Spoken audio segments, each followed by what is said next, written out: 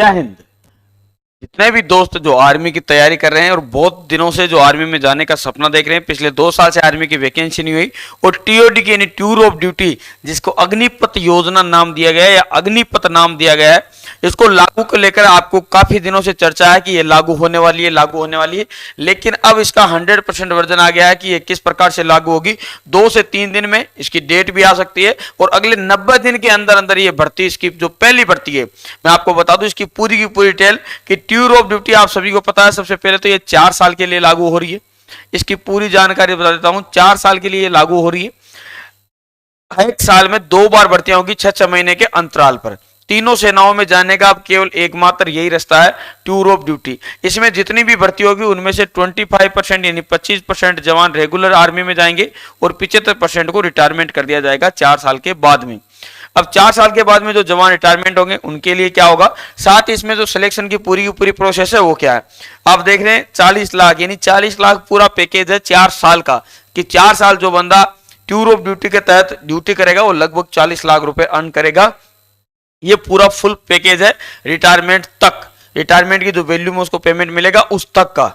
अब इसमें क्या क्या लागू हुआ, किस प्रकार से, जितने भी बच्चे, अब ये गलत है सही है उसकी बजाय अभी जो सेना ने इसकी डेफिनेशन दी है वो ये दी है कि यंग इंडिया में, अभी इंडिया में ज्यादातर लोग यंग है और उनके लिए ये किया गया है कि ज्यादातर लोगों को वर्दी पहनने का मौका मिले, ज्यादा से ज्यादा लोगों को भारतीय सेना में शामिल होने का मौका मिले, इसके लिए किया जा रहा है अग्निपथ योजना। अब इसकी जो एज क्राइटेरिया है वो 17.5 साल, यानी जो सेम टू सेम आर्मी का एज क्राइटेरिया है कि 17.5 साल से लेकर 21 साल, ये एज में बिल्कुल भी छूट नहीं दी गई है और इसके मापदंडों में भी किसी प्रकार की छूट नहीं है, जो कि आर्मी चीफ ने क्लियर किया है कि इसके जो मापदंड बनाए गए हैं वो बिल्कुल जो पुराने आर्मी है उससे भी तगड़े रहेंगे और जो योग्यता 10वीं पास और 12वीं पास जैसे नेवी एयरफोर्स के लिए वो सेम योग्यता रहेगी। साथ ही अब इसके द्वारा ही भारतीय सेना में एंट्री होगी, उसके अलावा और कोई ऑप्शन नहीं होगा। क्या है भर्ती प्रक्रिया, देखिए अग्निवीर सैनिकों की भर्ती साल में 2 बार की जाएगी। कार्यकाल का समाप्त यानी 25% सैनिक को सेना में रखा जाएगा, बाकी को वापस भेज दिया जाएगा।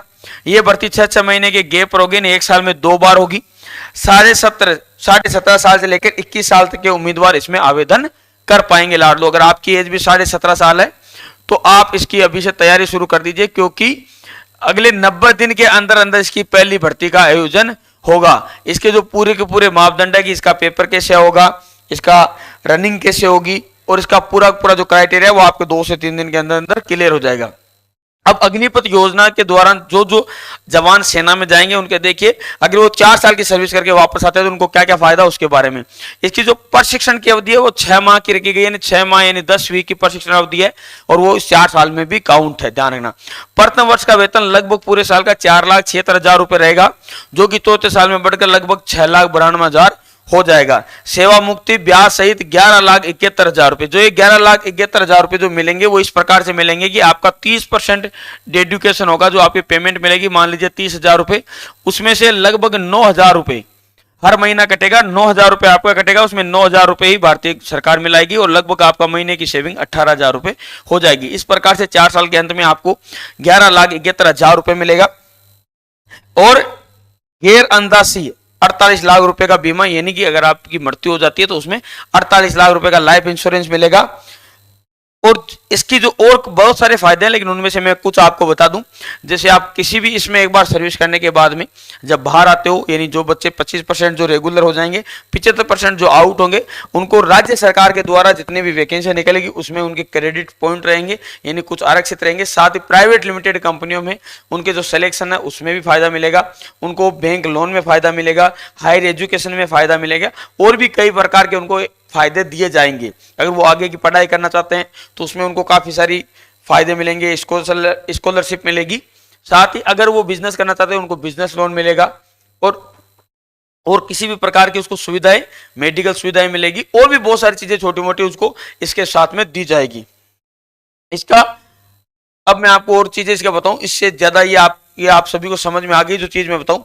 अब इसमें जो मोटा तौर पे अगर आपको समझने वाली, जैसे 10th और 12th की एयरफोर्स और नेवी और आर्मी तीनों में अब जो एंट्री होगी वो इसके तहत ही होगी। शहीद, देखिए जितना भी इसमें एक चीज होना, अगर मान लीजिए 4 साल के दौरान अगर कोई करता है उसकी 4 साल की ड्यूटी के दौरान, तो उसको 1 करोड़ रुपए की राशि मिलेगी और पूरा शहीद का दर्जा दिया जाएगा। ठीक है, संपूर्ण रूप से शहीद का दर्जा दिया जाएगा, 1 करोड़ की राशि मिलेगी। और अगर वो किसी इंसिडेंट में घायल होता है तो उसकी अगर 100% डिसेबिलिटीज होती है तो 75 लाख रुपए, या 75% होती है तो 44 लाख रुपए। इस प्रकार से एक राशि भी डिसाइड की गई है। और जो जब तक वो सेना में रहेगा, यानी 4 साल की सर्विस करता है, तो उसको बिल्कुल एक सैनिक के बराबर माना जाएगा और एक सैनिक को मिलने वाली सभी सुविधाएं उसको भी दी जाएगी। ध्यान रखिए, उसमें कोई भी बदलाव नहीं किया गया। साथ में उसके पास में 6 महीने की ट्रेनिंग के साथ में उसको सभी प्रकार की ड्यूटियां कराई जाएगी, ऑपरेशनल ड्यूटी भी और नॉर्मल ड्यूटी भी। जितने भी ड्यूटियां उनमें शामिल किया जाएगा, चाहे वो कोई सी भी ड्यूटी हो और कोई सी भी सेना की हो। अब टूर ऑफ ड्यूटी की पहली भर्ती आपको अगले 90 दिन के अंदर अंदर, यानी 90 दिन लास्ट होगा, ये वर्डिंग रही है आज की कॉन्फ्रेंस में। आपका इसका लेकर क्या ओपिनियन है, कमेंट बॉक्स में बताइए भाई। जय हिंद, जय भारत।